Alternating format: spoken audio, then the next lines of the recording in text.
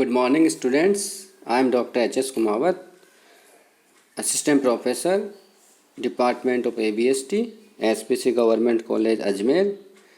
जैसा कि हम देख रहे थे फाइनल अकाउंट्स ऑफ कंपनीज, तो फाइनल अकाउंट्स ऑफ कंपनीज में मैंने आपको बताया था सेक्शन 129 उसके अकॉर्डिंग फाइनल अकाउंट्स तैयार किए जाते हैं।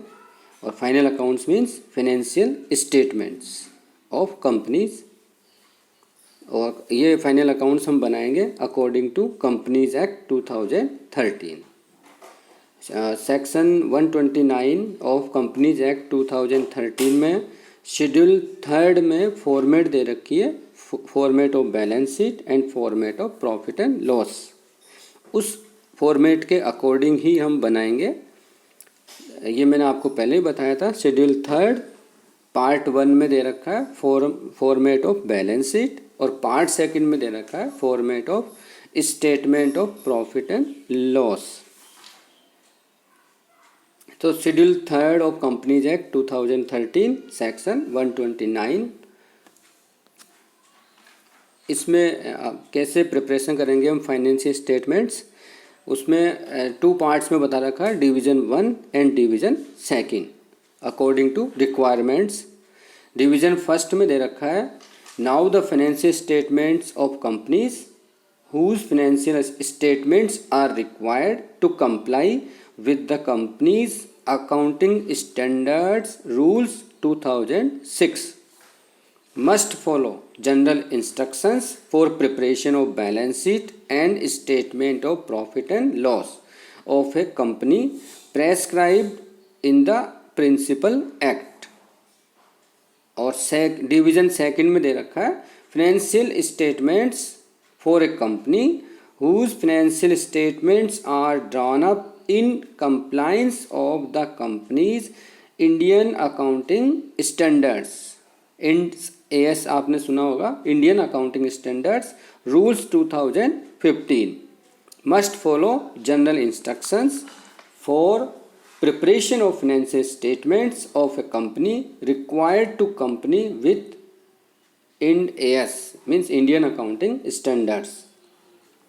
तो आपने प्रीवियस क्लास में देखा था फाइनेंशियल स्टेटमेंट में क्या क्या इंक्लूड्स होते हैं। तो financial statements includes balance sheet, statement of profit and loss, cash flow statement, statement of changes in equity, और एक लास्ट में दे रखा था आपको notes on accounts means any explanation note annex to. Notes on accounts भी साथ में अटैच करते हैं, वो भी फाइनेंशियल स्टेटमेंट्स का पार्ट होता है। तो शेड्यूल 3 में डिवीज़न 1 में दे रखा है, पार्ट 1 में फॉर्मेट दे रखी है बैलेंस शीट, और इसी के अकॉर्डिंग हम क्वेश्चन सॉल्व करेंगे। तो इसी फॉर्मेट में बैलेंस शीट बनाती है कंपनीज, क्योंकि जो फॉर्मेट कंपनीज एक्ट 2013 में दे रखी है उसको हम चेंज नहीं कर सकते। इसी के अकॉर्डिंग बैलेंस शीट तैयार करना कंपलसरी है। तो आप देखिए पार्ट 1 में दे रखा है, शेड्यूल 3 के पार्ट 1 में फॉर्मेट ऑफ बैलेंस शीट दे रखी है। उसमें सबसे पहले हम नेम ऑफ द कंपनी लिखते हैं, फिर बैलेंस शीट कौन सी डेट की है।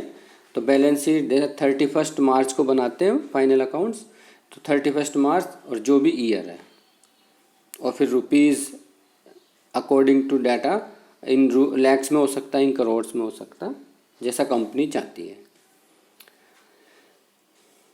और ये आपको दे रखा पर्टिकुलर्स नोट नंबर, क्योंकि हर जैसे शेयर होल्डर फंड्स है इसका उसकी पूरी डिटेल उस नोट नंबर में मिलेगी, 1 2 3 4 5 जो भी हम देंगे। उसके बाद दे रखा figures as at the end of current reporting period, यानी करंट ईयर की जो डेटा है वो इसमें 3rd कॉलम में आएगा। और ये कंपलसरी है कि प्रीवियस ईयर के डेटा भी हमको इसमें शो करने होते हैं। जो भी कंपनी एनुअल रिपोर्ट्स तैयार करती है उसमें बैलेंस शीट अटैच करती है, तो वो प्रीवियस ईयर के डेटा भी उसमें शो करते हैं। तो 4th कॉलम में दे रखा है end of the previous year, मतलब प्रीवियस ईयर के डेटा शो करने इसमें।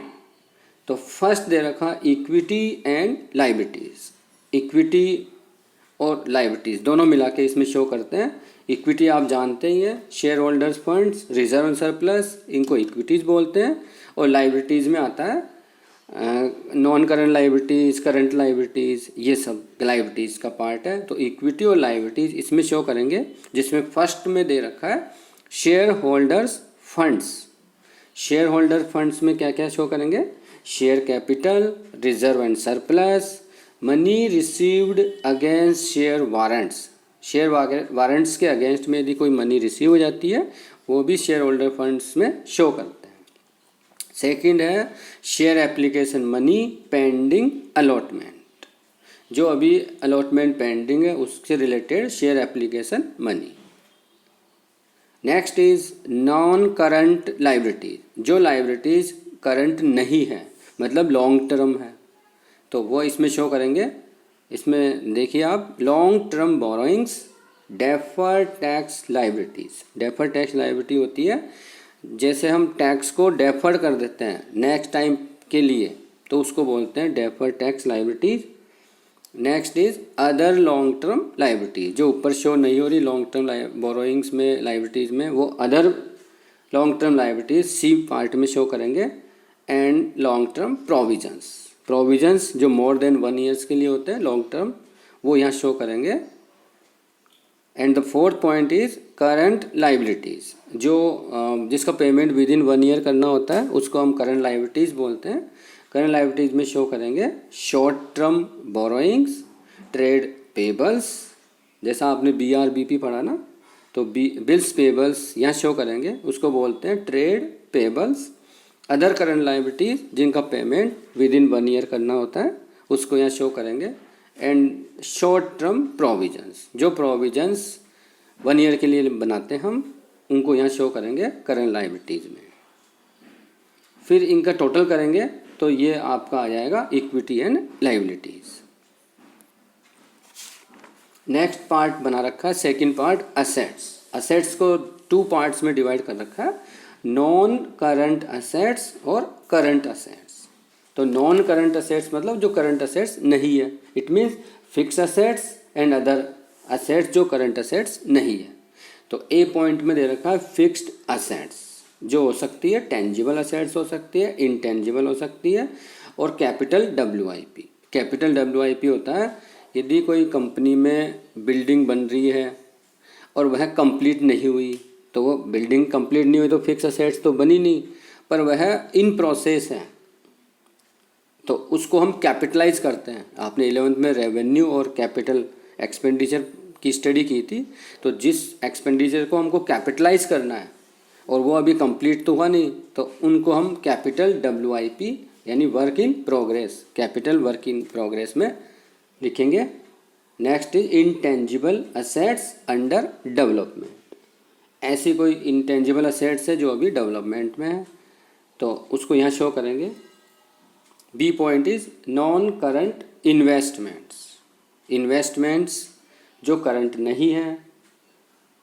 Next is defer tax assets, net show करेंगे। फिर है long term loans and advances, जो लोन्स और एडवांसेस लॉन्ग टर्म के लिए है, यानी कंपनी ने किसी को दे रखा है तो वो कंपनी के असेट्स है, इसलिए हम असेट्स में शो कर रहे हैं। जो लॉन्ग टर्म है मतलब मोर देन 1 ईयर्स के लिए, तो long term loans and advances. And next is other non current assets, second में शो करेंगे। सेकंड पॉइंट है current assets. Current assets means 1 year में जिसको हम कैश में कन्वर्ट कर सकते हैं, कैश इक्विवेलेंट में कन्वर्ट कर सकते हैं, तो उसको बोलते हैं करंट असेट्स। कौन कौन सी होती है? करंट इन्वेस्टमेंट्स, ऐसे इन्वेस्टमेंट जिनको हम विद इन 12 मंथ्स में सेल करके कैश में कन्वर्ट कर सकते हैं, तो उसको यहाँ शो करेंगे करंट इन्वेस्टमेंट। इन्वेंट्रीज मतलब closing stock. Trade receivables means BR bills receivable. Cash and cash equivalents, जो हमारे पास कैश इन हैंड होता है उसको यहाँ शो करते हैं। और कैश इक्विवेलेंट्स होते हैं जैसे स्टैम्प, हमारे पास पोस्टेज स्टैम्प है, रेवेन्यू स्टैम्प है, ये कैश इक्विवेलेंट ही मानते हैं हम। और short term loans and advances, ऐसे लोन्स और एडवांसेज जो 12 मंथ से कम के हैं उसको यहाँ शो करेंगे short term loans and advances. And last is other current assets, इनका टोटल करेंगे तो ये असेट्स का पार्ट हो जाएगा, टोटल असेट्स आ जाएगी। प्रीवियस में ये आ गया था आपका, टोटल आया था इक्विटी एंड लाइबिलिटीज़ का, और ये टोटल आ गया आपका असेट्स का। बोथ शुड बी इक्विवेलेंट, यानी दोनों का टोटल सेम आना चाहिए तो आपकी बैलेंस शीट सही है।